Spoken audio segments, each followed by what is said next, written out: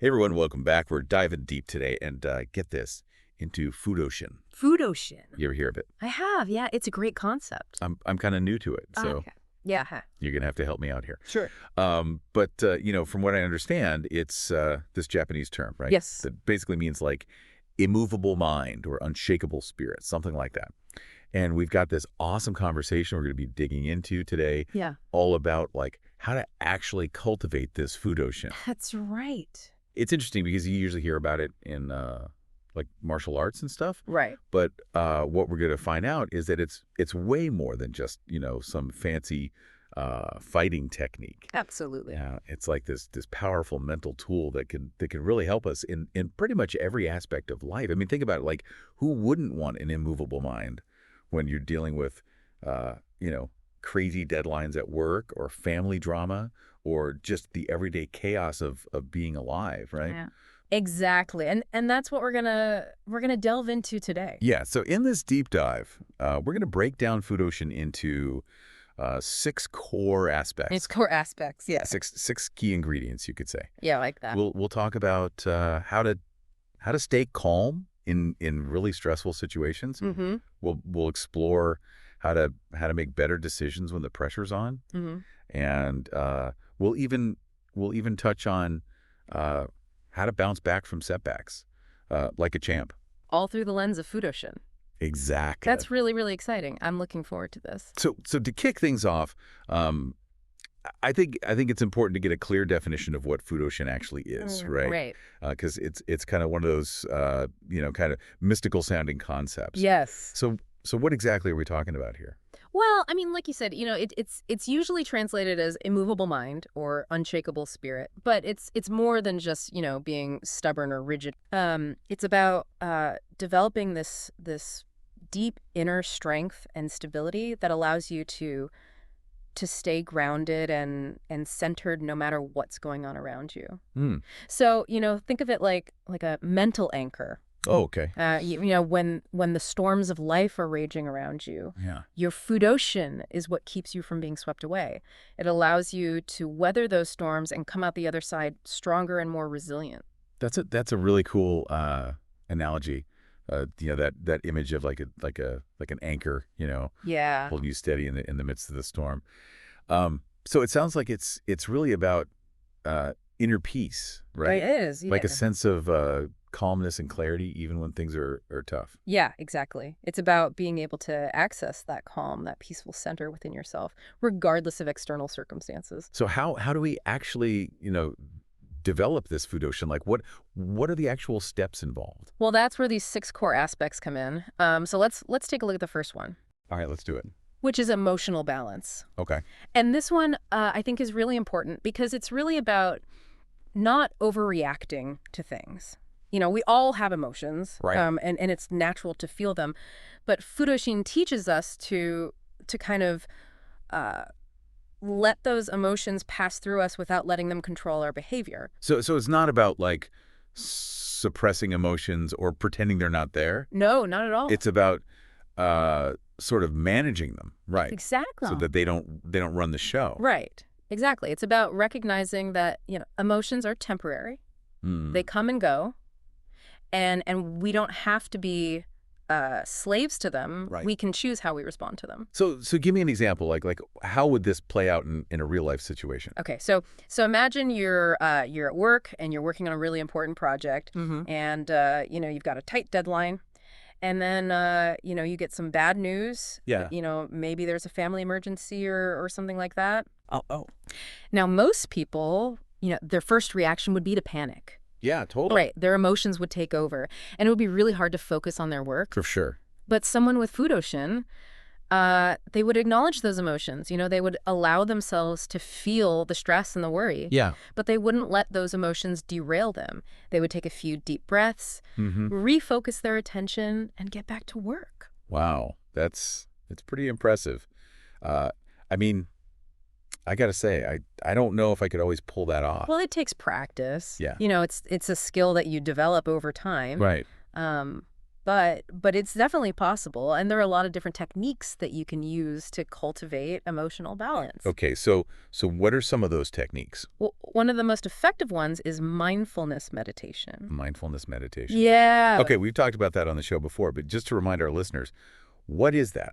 Right. So mindfulness meditation is basically the practice of paying attention to the present moment without judgment. Mm-hmm. So you're sitting or lying down, you're focusing on your breath, Yeah. and you're simply observing your thoughts and feelings as they arise Okay. without getting caught up in them. Right, without getting carried away. Exactly. And you're not trying to, like, force yourself to feel a certain way. Yeah. You're just kind of observing what's there. Exactly, just noticing. Okay. And what this does is it helps you create that space between stimulus and response.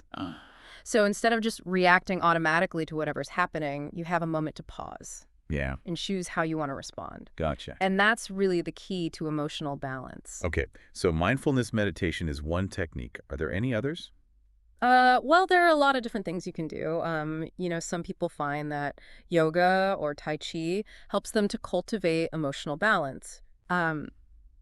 Others find that spending time in nature or listening to calming music is helpful. Right. It really depends on the individual. Yeah. But the key is to find something that helps you to slow down, Mm-hmm. connect with your breath, Yeah. and become more aware of your thoughts and feelings. So it's really about, like, building that self-awareness, Yeah, right? totally. Like understanding your own emotional patterns and triggers. Exactly. The more aware you are of your own emotions, the better equipped you'll be to manage them. Okay, so that's emotional balance, Yeah. the first pillar of Fudoshin. What's next? So the second aspect is unwavering focus. Unwavering focus. And I think this one is particularly relevant in today's world where we're constantly bombarded with distractions. Oh, tell me about it. Like, my phone's blowing up right now. Right, exactly. Emails, social media, news, everything's vying for our attention. It's never ending. It's relentless, and it can be really hard to focus on what's important. For sure. But Fudoshin teaches us to cultivate this laser-like concentration on the task at hand. Okay.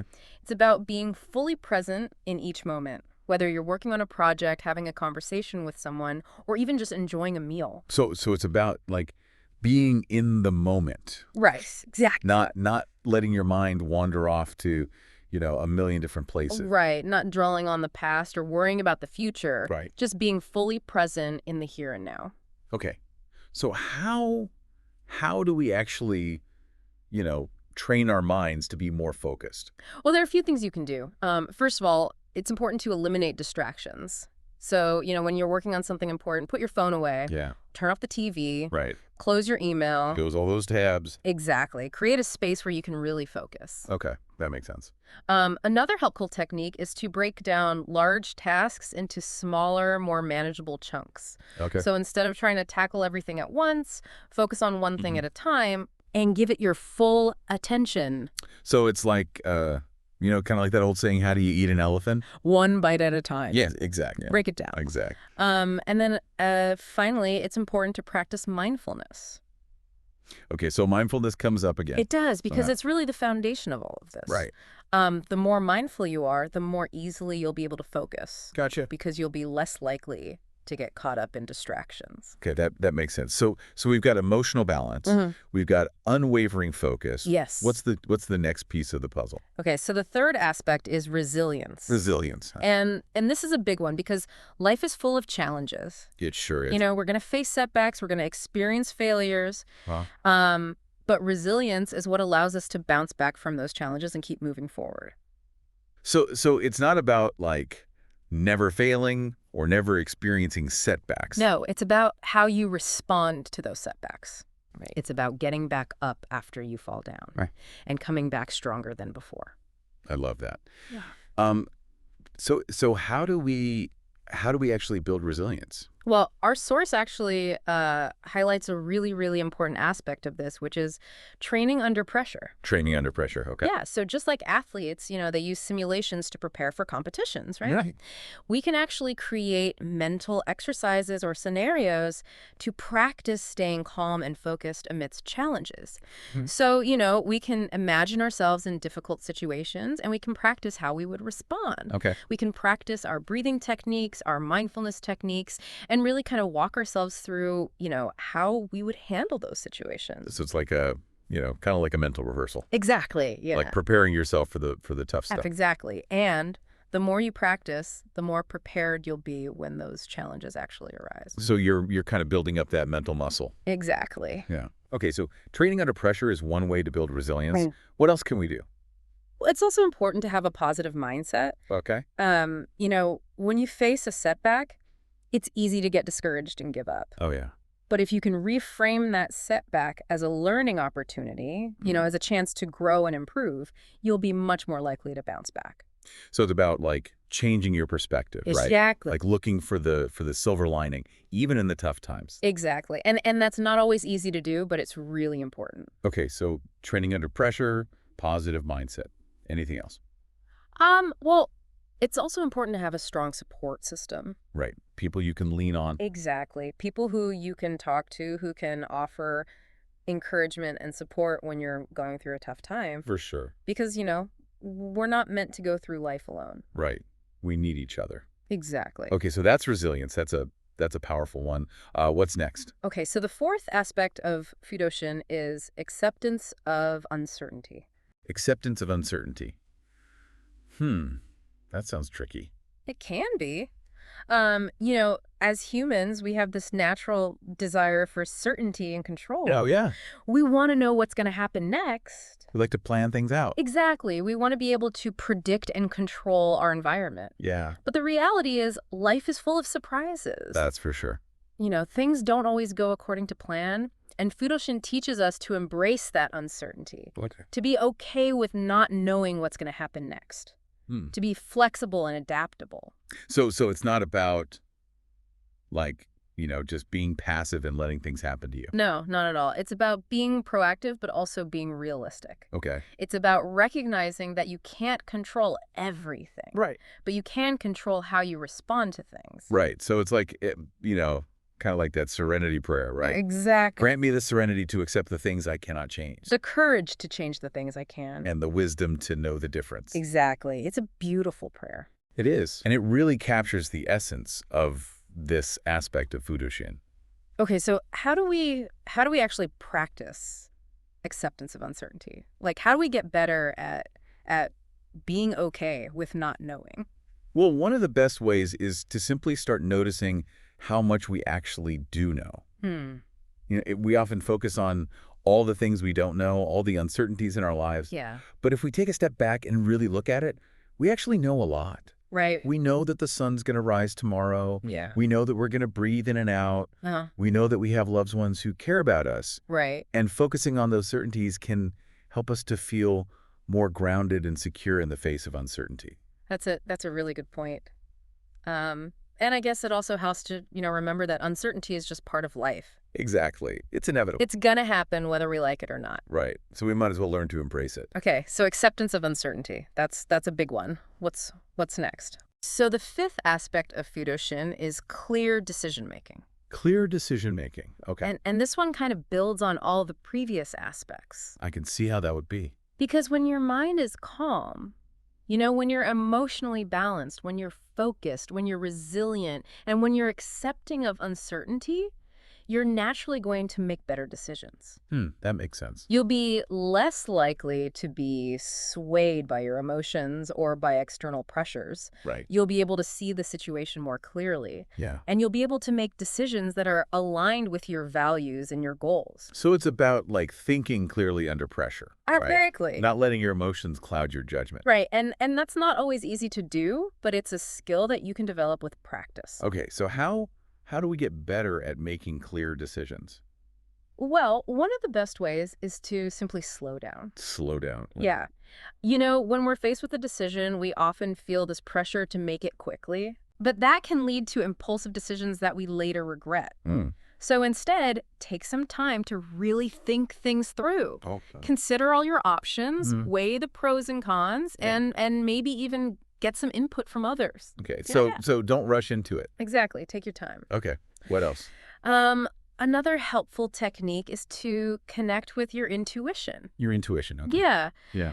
We often dismiss our intuition as just a feeling, but it's actually a very powerful tool. Right. It's based on our experiences, our knowledge, and our wisdom. Hmm. And it can often guide us towards the best decision, even when we don't fully understand why.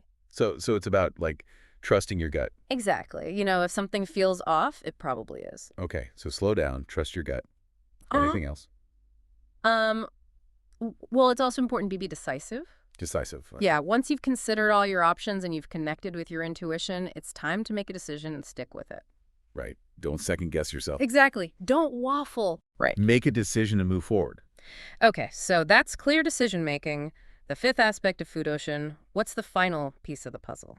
Okay, so the sixth and final aspect of Fudoshin is self-mastery. Self-mastery, okay? And this one is really about the integration of all the previous aspects. Okay, so it's like the culmination of everything. Exactly. It's about cultivating a state of harmony between your mind, your body, and your emotions. Wow, that sounds pretty profound. It is, and it's a lifelong journey, but it's a journey worth taking. So what are some of the benefits of self-mastery?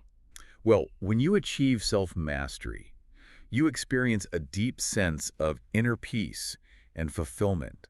You're no longer ruled by your emotions. You're not afraid of challenges. Right. You're confident in your ability to handle whatever life throws your way. So it's like you're kind of unstoppable. In a way, yes. You're unshakable. I like that.